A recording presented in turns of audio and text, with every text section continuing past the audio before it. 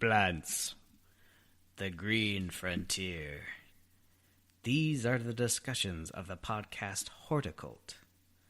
Its continuing mission to talk about strange new cultivars, to seek out new flowers and plant them, to boldly garden like no one has before.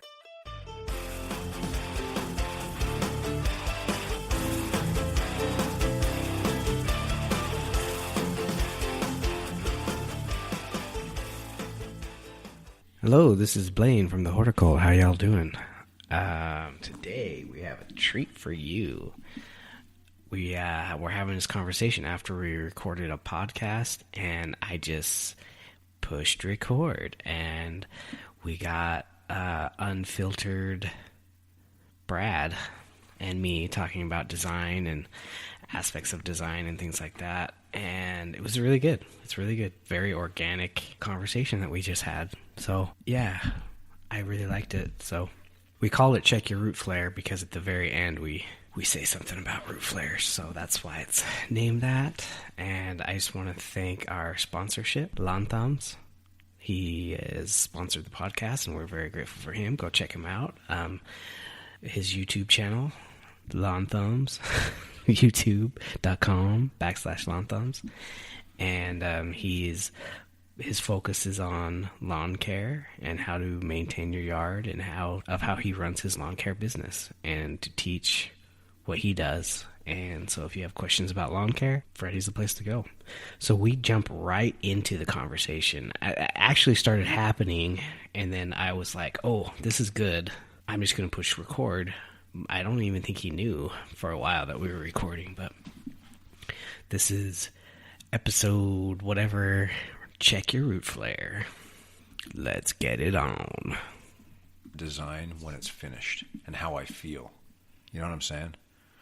Like, if I was sitting on some patio furniture back on that boardwalk area that I drew, and I'm looking back at my house, and I'm just kind of looking around from side to side, is it pleasing to me to see the vine go up the pergola and the couple of little shrubs over here, and the dark bark mulch with striations of the light gravel giving good contrast to the color of the house, you know? Like, is it clean? Is it concise? Is it... Yeah, that's what I was trying to think of, and I thought, it's a frickin' art. You are an artist. And it's not just abstract art, it's functional art. Yeah. You know? It's weird because you have to consider all those different things in the design, like how is this going to work? You know, how is it going to go? The way I design, like you draw it, you hand draw everything. Mm-hmm, yeah. I always... I use the computer, so I just think, what would it look like? So I just try it and see what it does. And if it looks stupid, then I redo it. And by doing that, you get really good at it. Because for one design, you might do 4 just by practicing. So you're just trying different things and if they work or not. And the way that they taught us was go big. You know, it's because it's an art. You know, you're trying to figure out the flow pattern and where things are going to be set up and the outdoor space here and the outdoor space there. And, you know, talk about, oh, you don't want to see the neighbors. Okay, so you screen them out. So what kind of plants are you going to use there? You don't want to hear the sound of the street or whatever. So you got to figure out something for that. They want a shade tree here. It's... You know, maybe the front yard is a southern exposure, so it's going to be really hot in the front. Or, like my house, it's the garage, so I need to figure... All the heat goes in the garage, so I open up the garage a lot because it cools down the house. But I need to figure out some good tall trees for that side of the house. Mm-hmm. You know, and you think about windbreaks, and you think about... when you're considering when you're considering a design, you first got to figure out the flow of your yard, your paths. So you establish where your paths are going to go. And from there, you're creating those other spaces. So, okay, you have it in your mind, you want to have a path go from the front yard to the backyard. Well, where do you want it to start? Do you want it to come from the front door? Okay, so you can have it come from the front door. You can make a bed right there then. You've basically cut a chunk of your yard, segregated it out from the other bits. Now you can have a planting. I mean, just like that. And then when you bring it around the corner, you have it go along the house. You can have it hide. You can have it like go around a shrub. You can have it line your path up to a focal point. So it leads you to this thing that you want people to see.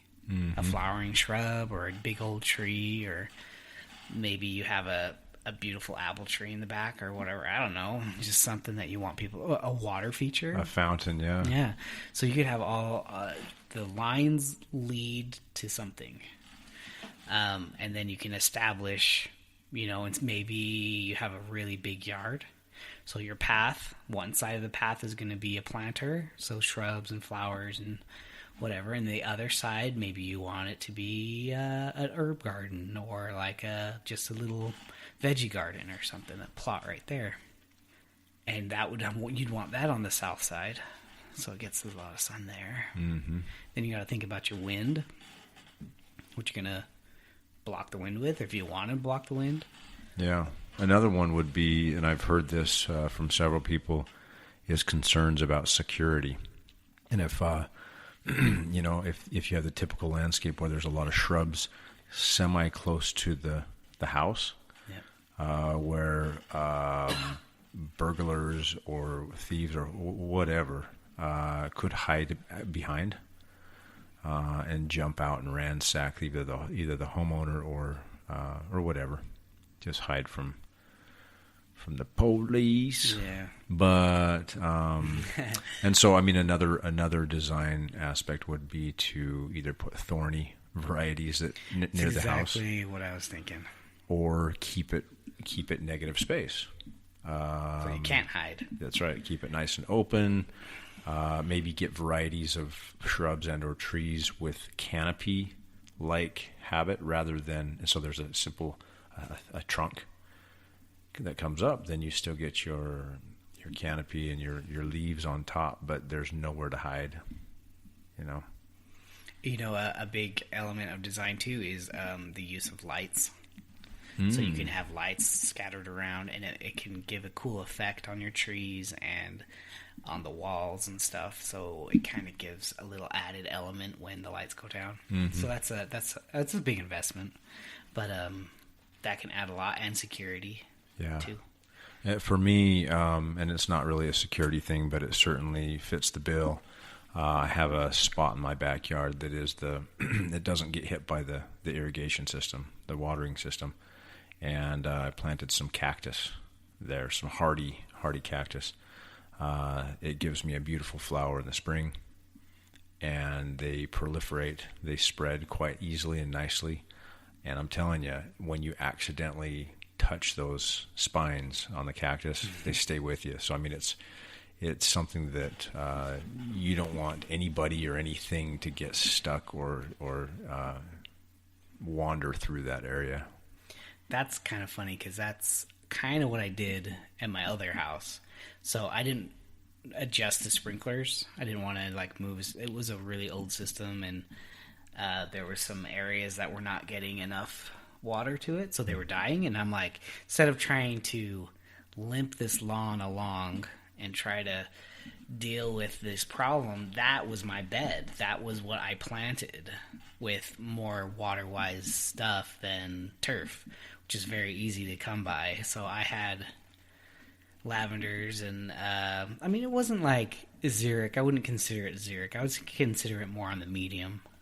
So it had lavenders and daylilies, and I think I ended up planting a shrub in there, I think I had a black elderberry, or a black lace elderberry in there, and I was starting to get that going. And then, I ended up putting someone gave me a tomato plant, and I put it in there, and it did awesome. And I was like, whoa, it took over my freaking area. And I never watered it. I watered it maybe a little bit if it was looking kind of shabby. But other than when the lawn would kind of graze it, or the sprinklers would graze it, no, I never... The roots found the water it needed. It didn't need that much water. Yeah. They didn't need that much water. And it looked way better than a dead patch of lawn. So there's a hint for you. If it's dying, don't just dig it up and plant stuff that will live better. Modify your plantings versus Add the extra watering water. system. Yeah. Exactly. Yeah, that's a great idea. There are a lot of varieties out there that are conducive for that low water use here in Utah. Yeah, and I didn't really plant anything extra special. It was all stuff that I got box store or whatever, salvias and stuff like that. So it's really easy. I think the biggest thing for gardening, if you want to get into gardening, you just got to dedicate the time. Really, that's it. You don't need to know the science behind why this does what. You don't need to do anything crazy other than just spend time doing it. I have planted stuff this season I have never planted before, just to see if it would work. Yeah. I'm trying to do... I don't think it's working. I don't have enough plants, but I'm trying to do a mosquito repellent section of my garden because my kids are obsessed with mosquitoes. They won't get out of the car unless the door's down because they're afraid of mosquitoes. The whole year is friggin' snow outside, and they're like, are there mosquitoes out there? No, there's no friggin' mosquitoes. So I planted this stuff to help try to deter mosquitoes, and I looked online and just saw these are some plants that you can plant. So I'm trying to do that, and it looks okay. Yeah. I mean, it's not like... or anything, but I like to touch and smell and stuff, so I got lemon balm and basil and lavender and marigolds and did I say lemon balm? Catmint. What's that? The citronella pelargonium. Yes, citronella. The non-flowering geranium or whatever. That smells awesome. Mm-hmm. Love it. Love that plant. And then I got lavenders. I plan on putting some more stuff, but I don't think it was just going to be stuff that I like to smell, like I like to touch and smell. So I was going to put some perennial salvias. I was thinking about putting some sage, some more of the culinary sage, and I was definitely going to put in some agastache. Mm-hmm. I love that stuff. Yeah, hummingbird mint is the common name on that little... Is it really? Bad boy, yeah. Yeah, I've only known it as agastache. And I've heard it like agastache? Agastache. Agastache, yeah. I don't know if I'm saying it right or wrong, but... Well, tomato, yeah. Yeah, it's an awesome... it's an interesting smell. It smells like that black licorice. Mm-hmm. That is just really cool. Yeah. So I figured I'd throw that in there, and it flowers most of the summer, so it's going to be the only thing that flowers besides the lavender and the marigolds. Cool. But, yeah, so I'm giving that a try, and it makes the kids kind of relax a little bit. Yeah, it's good for the kids to see these plants and smell these plants and be a little bit more like, oh, this is helping us. Yeah. Well, I made them smell them. Well, I didn't make them, but I was like, smell that. And they're like, oh, it's gross. Oh, so they didn't like the smell of them. So I'm like, oh, at least it's kid repellent, so we can use it to like. And they do have so many different types of mints out there. One that comes to mind is a pineapple mint. So that's kind of a funky combination, but it's perennial. It comes back. It is part of the mosquito repellent group, and that's just one more to add to all those that you talked about. Yeah. So if we get back on to kind of got off on a design stuff. Design, yeah. And we've kind of talked about it before in the past, and in the last episode we kind of mentioned with the shrubs and different times of flowering. That's one aspect of design that you want year-round interest